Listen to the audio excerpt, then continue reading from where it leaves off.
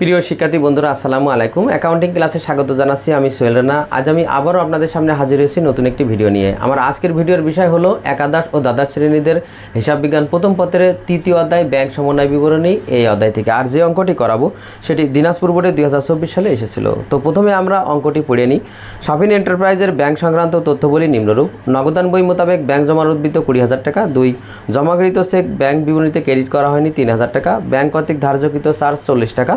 Bank কর্তৃক মঞ্জুরকৃত সুদ 50 টাকা। ইস্যুকৃত চেক যা ব্যাংকে উপস্থাপন করা হয়নি 2,000 টাকা। ব্যাংক জমাকৃত চেক যা অমর্যাদাকৃত হয়ে ফেরত এসেছে 2,000 টাকা। আদায়ের জন্য জমাকৃত চেক যা আদায় হয়নি 3,000 টাকা। ব্যাংক প্রদেয় বিলের অর্থ পরিশোধ করেছে যা নগদান বইতে লেখা হয়নি 500 টাকা। এবং দেনাদার কর্তৃক সরাসরি ব্যাংকে জমা 5,000 টাকা যা নগদান বইতে লেখা হয়নি। এবার কতে দেখেন বলা হয়েছে ব্যাংক কর্তৃক ইস্যুকৃত ডেবিট মেমোরেন্ডামের পরিমাণ নির্ণয় করো। তো প্রথমে জেনে নিই ডেবিট মেমোরেন্ডাম কি। ডেবিট মেমোরেন্ডাম হলো ব্যাংক তার আমানতকারীর পক্ষে অনেক সময় বিভিন্ন দেনা পরিশোধ করে থাকেন, অথবা আমানতকারীর বিভিন্ন সেবা প্রদানের প্রেক্ষিতে তার হিসাব থেকে চার্জ বাবদ কিছু টাকা কেটে রাখেন। তো এইটা আমানতকারী না জানার কারণে আমানতকারীর যে বই নগদান বই, সেই নগদান বই থেকে তিনি কমায়নি বা বিয়োগ করেন না। তো এইটা জানানোর জন্য ব্যাংক যে কী কারণে তার হিসাব থেকে টাকা কেটে রাখলো, এটা জানানোর জন্য ব্যাংক একটা বিবরণপত্র ইস্যু করে, আর তার নামই হলো ডেবিট মেমোরেন্ডাম। আর এখন আমাদের যেহেতু এখানে বলা হয়েছে ডেবিট মেমোরেন্ডামের পরিমাণ নির্ণয় করো, তার মানে ব্যাংক তার আমানতকারীর বই থেকে যে পরিমাণ টাকা বিয়োগ করেছে সেটাই মূলত ডেবিট মেমোরেন্ডাম। তার মানে ব্যাংকের বই থেকে যে পরিমাণ টাকা বিয়োগ করেছে সেটাই ডেবিট মেমোরেন্ডাম।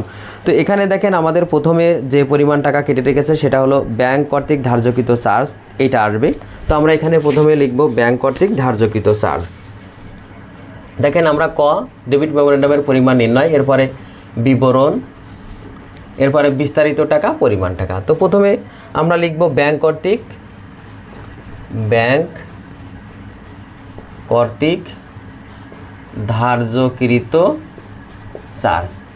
তো ব্যাংক কর্তৃক ধার্যকৃত চার্জ কত টাকা? 40 টাকা। এইটা ব্যাংক তার হিসাব থেকে মানে তার আমানতকারীর বই থেকে বিয়োগ করে।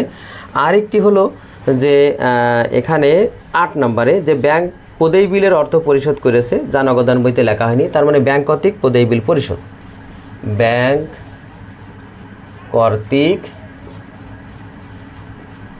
প্রদেয় বিল পরিশোধ। তো ব্যাংক দেখেন প্রদেয় বিল পরিশোধ করেছে কত টাকা? 500 টাকা। তাহলে এখানে 500 টাকা আসবে, আর এই দুইটা যোগ করলে আসবে 540 টাকা। এইটাই ছিল মূলত ডেবিট মেমোরেন্ডামের পরিমাণ। এবার খতে দেখেন বলা হয়েছে যে 1 থেকে 5 পর্যন্ত দফাসমূহ দ্বারা একটি ব্যাংক সমন্বয় বিবরণী তৈরি করো। তো প্রথমে জেনে নিই ব্যাংক সমন্বয় বিবরণী কি। ব্যাংক সমন্বয় বিবরণী হলো যে আমরা ব্যাংকের সাথে যখন লেনদেন করি তো এর মধ্যে দুইটি বই থাকে। একটি হলো আমরা আমাদের বাড়ির বইতে সংরক্ষণ করি যেটা নগদান বই, আর ব্যাংক তার বইতে সংরক্ষণ করে যেটা বলা হয় ব্যাংক বই বা ব্যাংক বিবরণী বা পাস বই। তো অনেক সময় দেখা যাচ্ছে বিভিন্ন কারণে এই দুই বইয়ের মধ্যে পার্থক্য পরিলক্ষিত হয়। সেই পার্থক্য সংশোধন করার জন্যই বা এই গরমিল সংশোধন করার জন্যই মূলত ব্যাংক সমন্বয় বিবরণী করা হয়। তো এখানে দেখেন আমাদের বলেছে 1 থেকে 5 পর্যন্ত দফাসমূহ দ্বারা একটি ব্যাংক সমন্বয় বিবরণী তৈরি করো। তো এই ব্যাংক সমন্বয় বিবরণী দুটি উপায়ে তৈরি করা হয়, একটি হলো একক জের পদ্ধতি আর একটি হলো দ্বৈত জের পদ্ধতি। তো এখানে কোনো কথা বলা নেই, তার মানে একক জের পদ্ধতিতে তৈরি করতে হবে। তো একক জের পদ্ধতিতে তৈরি করলে প্রথমে আমরা একটি বইয়ের উদ্বৃত্ত নিয়ে অঙ্ক শুরু করব, আর যে বইয়ের উদ্বৃত্ত নিয়ে শুরু করব সেই বইতে যদি কম থাকে যোগ, আর যদি বেশি থাকে বিয়োগ। এটা খুবই গুরুত্বপূর্ণ কথা। যেই বই নিয়ে শুরু করব সেই বইতে যদি কম থাকে যোগ, আর যদি বেশি থাকে তাহলে বিয়োগ। তো এখানে দেখেন আমরা নগদান বই মোতাবেক ব্যাংক জমার উদ্বৃত্ত দেওয়া আছে, তাহলে আমরা এই নগদান বই মোতাবেক ব্যাংক জমার উদ্বৃত্ত নিয়ে অঙ্কটি শুরু করব। তো শুরুতেই আমরা লিখে নেব নগদান বই মোতাবেক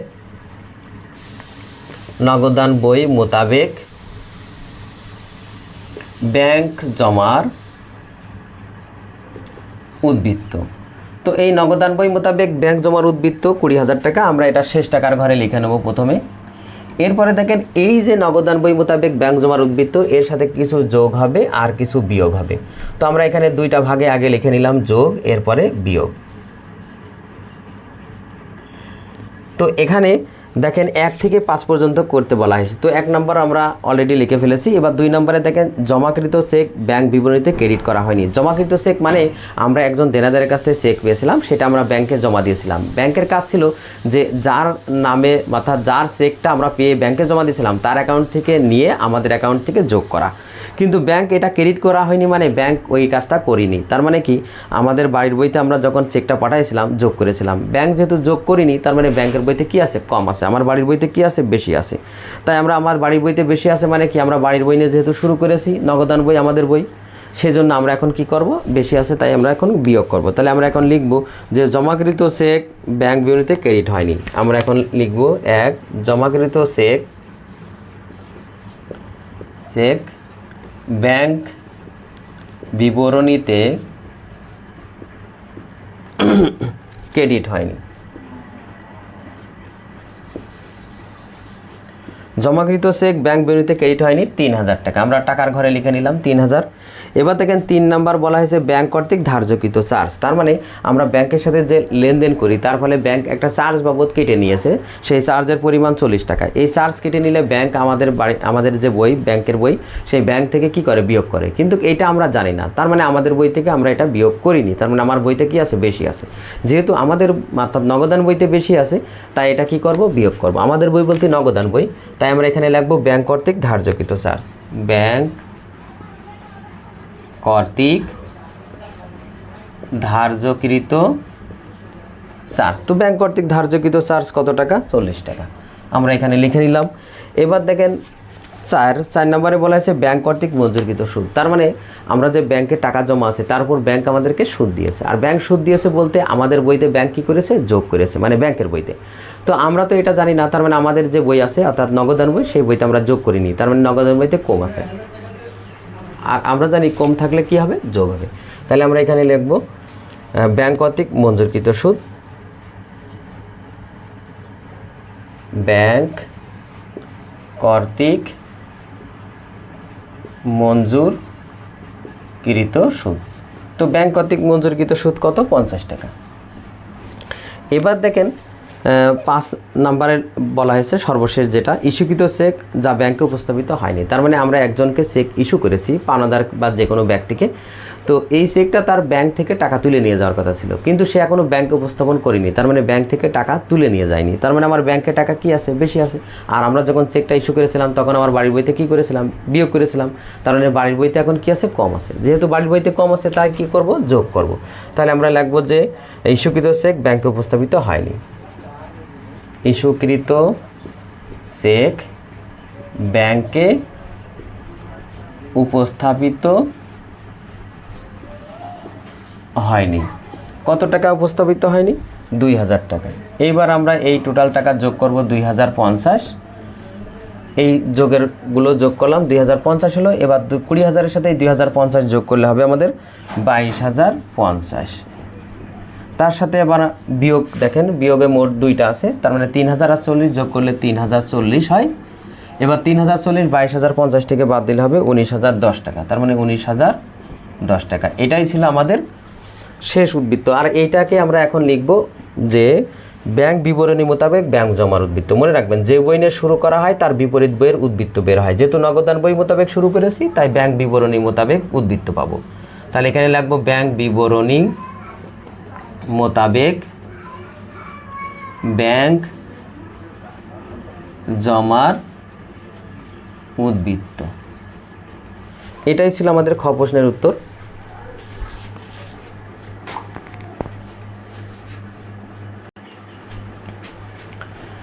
এবার গতে দেখেন বলা হয়েছে 3, 4, 8 এবং 9 নম্বর লেনদেন দ্বারা জাবেদা প্রস্তুত করো। তো জাবেদা করতে হলে প্রথমে আমাদের প্রত্যেকটা লেনদেনের পক্ষ বের করতে হবে, এরপর দেখতে হবে যে ওই পক্ষ কোন হিসাবের অন্তর্ভুক্ত, আর সেই হিসাব বৃদ্ধি পেলে কী হয়, হ্রাস পেলে কী হয়, এরপর সেই অনুযায়ী জাবেদা করতে হবে। তো এখানে দেখেন প্রথমে আমাদের 3 নম্বরে বলা হয়েছে ব্যাংক কর্তৃক ধার্যকৃত চার্জ। তো এর পক্ষ বের করতে হলে ঠিক এইভাবে চিন্তা করতে হবে, কি হলো, ব্যাংক চার্জ ধার্য করলো, তাহলে ব্যাংক চার্জ হিসাব একটি পক্ষ। আর ব্যাংক চার্জ ধার্য করার ফলে ব্যাংকে আমাদের যে টাকা আছে সেই টাকা থেকে ব্যাংক কী করে, বিয়োগ করে নেয়। তার মানে কি, আরেকটি পক্ষ হলো ব্যাংক হিসাব। তার মানে একটি হলো ব্যাংক চার্জ হিসাব, আর এই ব্যাংক চার্জের ফলে আমার ব্যাংকে যে টাকা ছিল সেই টাকা থেকে ব্যাংক বিয়োগ করে, তার মানে আরেকটি পক্ষ হলো ব্যাংক হিসাব। তাহলে আগে আমরা পক্ষ দুটি লিখে নেব। তার আগে দেখেন এখানে কোনো তারিখ দেওয়া নেই, তাই আমরা এখানে ক্রমিক নাম্বারটাই তারিখের ঘরে লিখব। তার মানে প্রথমে হলো 3 নম্বরের জাবেদা। তাহলে আমরা পক্ষ দুটি আগে লিখে নেব। প্রথমে হলো ব্যাংক চার্জ হিসাব, আরেকটি হলো কি, ব্যাংক হিসাব। এবার দেখেন ব্যাংক চার্জ কি খরচ, আমরা জানি খরচ বৃদ্ধি পেলে ডেবিট, হ্রাস পেলে ক্রেডিট। এই লেনদেনের ফলে আমাদের ব্যাংক চার্জ নামক একটি খরচ বৃদ্ধি পাচ্ছে, তাই ব্যাংক চার্জ হিসাব ডেবিট হবে।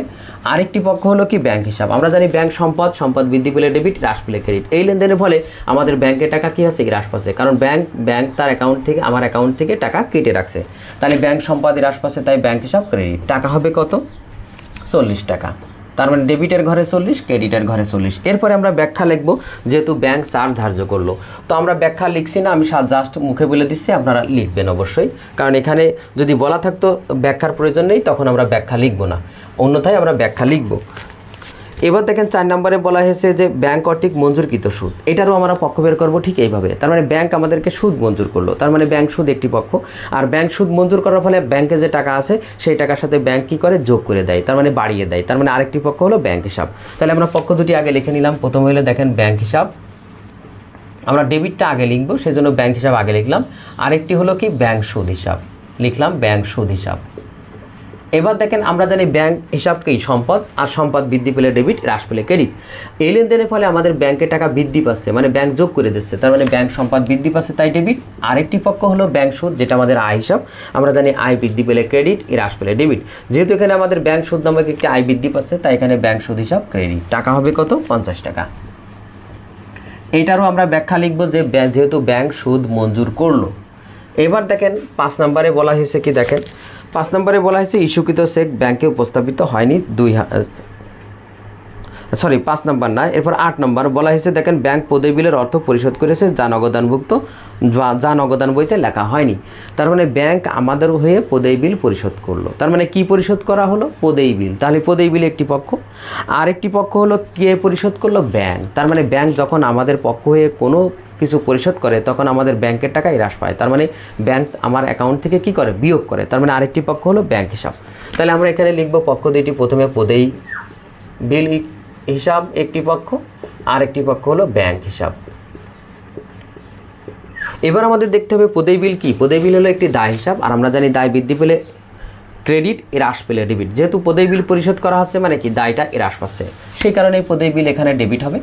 আরেকটি পক্ষ কি ব্যাংক হিসাব, আমরা জানি ব্যাংক সম্পদ, সম্পদ বৃদ্ধি পেলে ক্রেডিট, হ্রাস পেলে ডেবিট। এই লেনদেনের ফলে আমাদের ব্যাংক নামক সম্পদ হ্রাস পাচ্ছে, যেহেতু ব্যাংক প্রদেয় বিল পরিশোধ করছে, মানে কি ব্যাংক আমার অ্যাকাউন্ট থেকে টাকা বিয়োগ করে নেবে, তাহলে আমাদের এটা ব্যাংক সম্পদ, সেটাই হ্রাস পাচ্ছে, তাই এখানে ব্যাংক হিসাব ক্রেডিট। আর টাকা হবে কত, টাকা হবে 500 টাকা। আমরা ডেবিটের ঘরে 500 লিখব, ক্রেডিটের ঘরে 500 লিখব। এটা ছিল আমাদের 8 নম্বর লেনদেন। এবার আমাদের সর্বশেষ 9 নম্বর দেখেন বলা হয়েছে দেনাদার কর্তৃক, দেখেন দেনাদার কর্তৃক সরাসরি ব্যাংকে জমা 5000 টাকা যা নগদানভুক্ত হয়নি। তার মানে একজন দেনাদার ছিল আমাদের, যিনি আমাদের অ্যাকাউন্টে টাকা জমা করে গেছে, তার মানে আমাদের ব্যাংকে যে টাকা ছিল তার সাথে আমাদের ব্যাংক কী করবে, যোগ করে দেবে। আর যে দেনাদার ছিল সেই দেনাদার এখন আমাদের কি হ্রাস পাচ্ছে। তার মানে ঠিক এইভাবে চিন্তা করতে হবে যে ব্যাংক কর্তৃক দেনাদারের কাছ থেকে টাকা আদায়, তাহলে কিসের মাধ্যমে টাকা আদায় করা হলো, ব্যাংক কর্তৃক, তার মানে ব্যাংক হিসাবে একটি পক্ষ। কার কাছ থেকে টাকা আদায় করা হলো, দেনাদারের কাছ থেকে, তার মানে আমার আরেকটি পক্ষ দেনাদার, যেটা হ্রাস পাচ্ছে। তাহলে আমরা এখানে পক্ষ দুটি আগে লিখে নেব। এইটারও আমরা ব্যাখ্যা লাগবো, যেহেতু প্রদেয় বিল পরিশোধ, এটা 5 না, এটা 8 নাম্বার, এরপরে 9। তার মানে আমরা লিখবো যে ব্যাংক হিসাব একটি পক্ষ, আমরা লিখলাম ব্যাংক হিসাব। আরেকটি পক্ষ হলো প্রাপ্য বা দেনাদার, তা আমরা এখানে লিখলাম প্রাপ্য হিসাব। এবার দেখেন ব্যাংক সম্পদ, সম্পদ বৃদ্ধি পেলে ডেবিট, হ্রাস পেলে ক্রেডিট। এই লেনদেনের ফলে আমাদের ব্যাংকে সম্পদ বৃদ্ধি পাচ্ছে, কারণ ব্যাংক আমাদের দেনাদারের কাছ থেকে টাকা আদায় করছে, মানে সেই কারণে ব্যাংক আমাদের অ্যাকাউন্টে কী করবে, যোগ করে দেবে, তার মানে ব্যাংকের টাকা বেড়ে যাচ্ছে, তাই ব্যাংক হিসাব ডেবিট। আরেকটি পক্ষ হলো প্রাপ্য হিসাব, আমরা জানি প্রাপ্য সম্পদ, সম্পদ বৃদ্ধি পেলে ডেবিট, হ্রাস পেলে ক্রেডিট। যেহেতু প্রাপ্য হিসাবের কাছ থেকে টাকা পাচ্ছি, মানে কি প্রাপ্য হিসাব আমার আর থাকছে না, তার মানে প্রাপ্য হিসাব সম্পদ হ্রাস পাচ্ছে, তাই এখানে প্রাপ্য হিসাব ক্রেডিট। টাকা হবে কত, টাকা হবে এখানে 5000 টাকা। আর এখানে ব্যাখ্যা লিখতে হবে, যেহেতু প্রাপ্য হিসাবের কাছ থেকে ব্যাংক কর্তৃক টাকা দেয়, অথবা প্রাপ্য হিসাব সরাসরি ব্যাংকে জমা দিল, যেটাই লেখেন সুন্দর করে লিখবেন। এটাই ছিল আমাদের গ প্রশ্নের উত্তর।